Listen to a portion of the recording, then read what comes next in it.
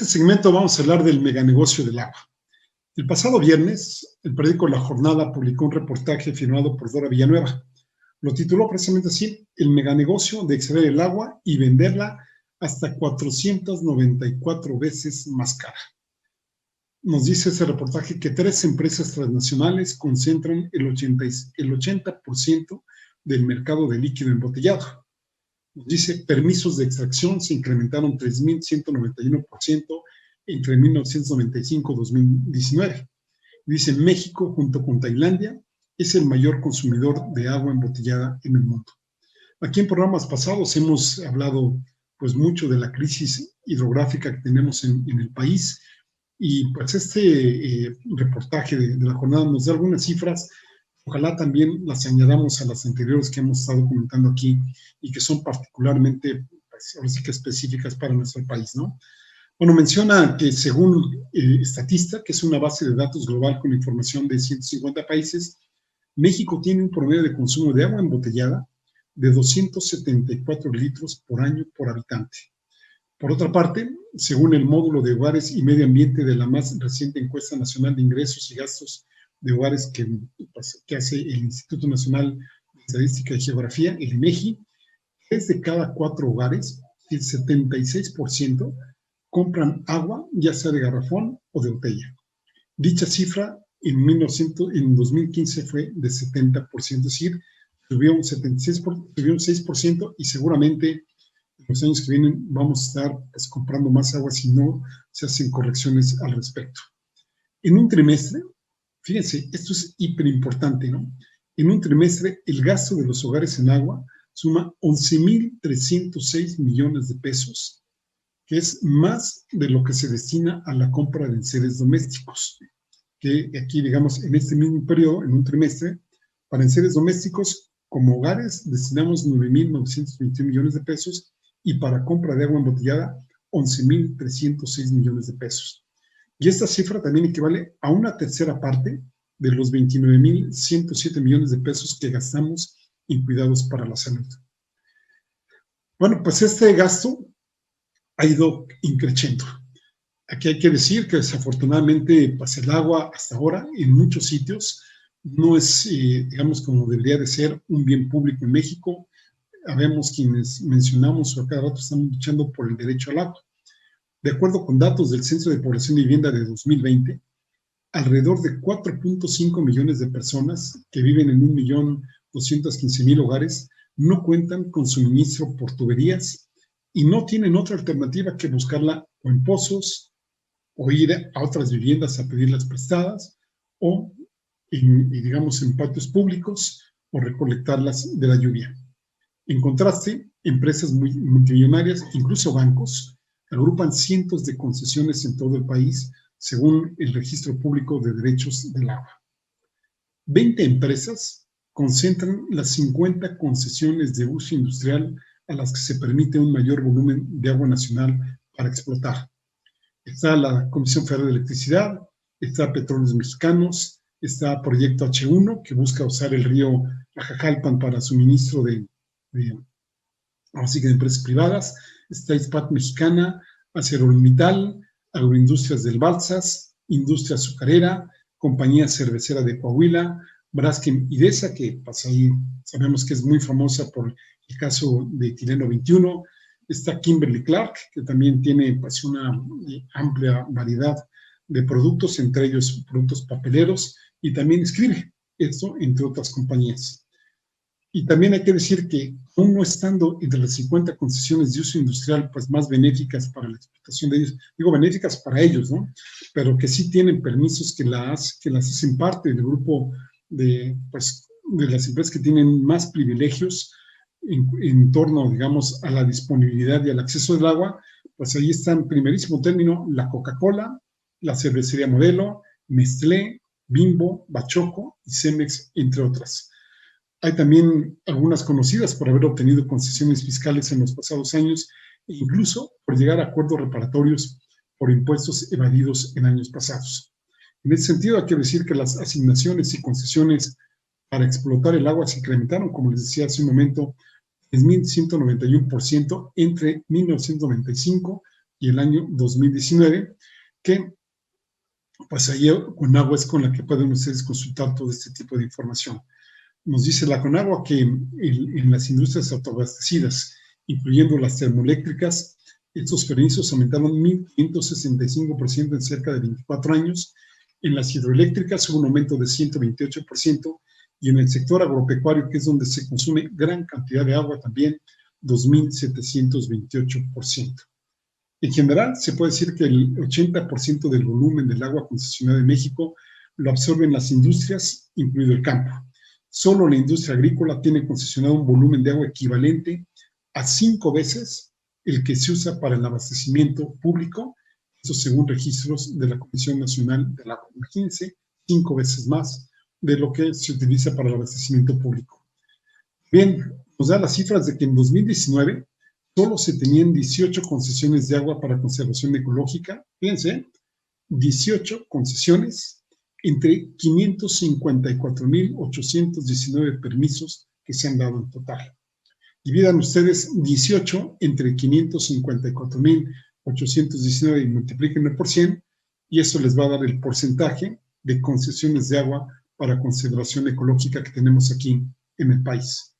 De acuerdo con Miguel Cervantes Jiménez, catedrático de la Facultad de Economía de la UNAM, 86% de la huella hídrica, por huella hídrica se entiende el volumen de agua utilizado para producir los bienes y servicios de consumo, en México pues, se deriva básicamente de alimentos y bebidas. Hay que decir, por ejemplo, que para la producción de un jitomate se necesitan 13 litros de agua, pero para producir 1 litro de leche, pues aquí menciona que se necesitan 1,000 litros de agua. También otro sector del que debemos mencionar es el de las mineras. Las mineras creo que merecen un apartado especial porque estas consumen, ojo, consumen, no solo contaminan, consumen y contaminan agua pues sin grandes sanciones, ¿no? Parece ser que la llevan ahí por la libre. Por ejemplo, Grupo México pagó 23.5 millones de pesos. Fíjense, 23.5 millones de pesos. ¿Es mucho? ¿Es poquito? Pues yo creo que ustedes mismos lo pueden contestar si toman en cuenta que sus ganancias en 2014, que fue cuando pues, contaminaron los ríos de Sonora y Bacanuchi, ¿sí? Pues pagaron 23.5 millones de pesos, pero en ese año sus ganancias fueron de 1.705 millones, pero de dólares, no de pesos, de dólares. Entonces multipliquen 1.705 millones por 20, 21, como ustedes quieran, por 20, vamos a cerrarlo, y eso les va a dar las ganancias. Eso pónganlo como denominador, y en el numerador pónganle apenas 23.5 millones de pesos, y eso es lo que pagaron los pobrecitos por contaminar los ríos Sonora y Bacanuchi, y bueno, todos la tragedia que se dio ahí, ¿no? Esa minera, responsable de uno de los desastres ecológicos más importantes que les mencionaba, pues Buenavista del Cobre, tiene un permiso para explotar 2 millones de metros cúbicos de líquido. Pero también pues, hay que mencionar a las papeleras que dañan ríos, ya mencionamos hace rato a Kimberly Clark, ya le escriben, y qué decir de las embotelladoras que privatizan el agua y la comercializan muchísimo más cara. También hay que señalar, mucha gente consume el agua privatizada porque no hay a veces en muchas comunidades, nada más las que llega ahora sí que se mete en botellas de plástico, o bien por temor a que esté contaminada o no tiene de otra. En el caso de la que esté contaminada, pues habría que ver si es una contaminación de origen biológico o físico-químico.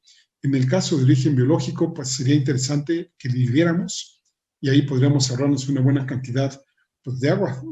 Me refiero de costos de agua y podríamos consumirla, la dejamos servir pues, unos cuantos minutos para que se desinfecte.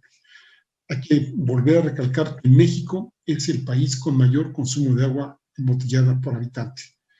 De acuerdo con Euromonitor, están 3 grandes empresas que les mencionaba hace rato: Ciel, que es de Coca-Cola; Bonafont, que es de Danone; y Epura, que es de PepsiCo, que les decía concentran 80% del mercado que extrae el agua en el país y la vende 494 veces más cara por ponerla en una botella, que además, sea de plástico o sea de vidrio también, las dos contaminan. De acuerdo con registros de Conagua, en 44 ciudades de México, ojo, fíjense con esto, En 44 ciudades de México, el costo promedio de un litro de agua potable para uso doméstico es de 2 centavos. 2 centavos. Mientras las principales embotelladoras venden este mismo volumen entre 7.50 pesos y 8.25 de acuerdo con precios del supermercado. Ustedes mismos hagan sus cuentas cuando vayan pues, a estos tiendotas, como les decíamos aquí en San Cristóbal, de los grandes supermercados.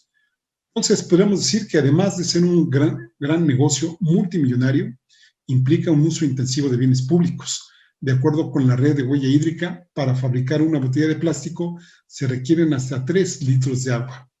Y bueno, y habrá que decir en el caso de las de vidrio, cuántos litros se requieren para limpiarlas. El exceso de agua, el exceso es que transnacionales también pues ahí tienen su gran negocio con estos sobreprecios que tienen y en algunas ocasiones pues inclusive importan agua de mejor calidad y por supuesto no las venden como tal. Hay una industria que vende agua ionizada, descongelada de los polos o sacada de ciertos manantiales hasta en 100 pesos el litro. En días recientes, el presidente consideró que las industrias, en lugar de enfocarse en el norte del país y ahí extraer el agua, deberían ver hacia el sur. Pero, pues, y a lo mejor habrá que decirle respetuosamente al presidente del observador que, por ejemplo, aquí en San Cristóbal tenemos una planta de Coca-Cola, donde, pues, hay una de las grandes luchas que se han tenido aquí en los Altos de Chiapas, es que ya la Coca-Cola no está extrayendo tantos volúmenes de agua, me parece que es por lo menos 1 millón de metros cúbicos por día, y que pues ahí tiene esta concesión, y que ojalá, pues, por ejemplo, en el caso de Los Altos, que es difícil, porque estamos a 2.240 metros sobre el nivel del mar, casi el equivalente a la Ciudad de México, pues hay comunidades en donde a lo mejor sí hay más agua, pero pues estarían en terrenos más bajos, porque a veces lo que cuesta, pues, es subirla, o bien pues hay que buscar en los mantos más profundos y estar saque y saque ahí el agua.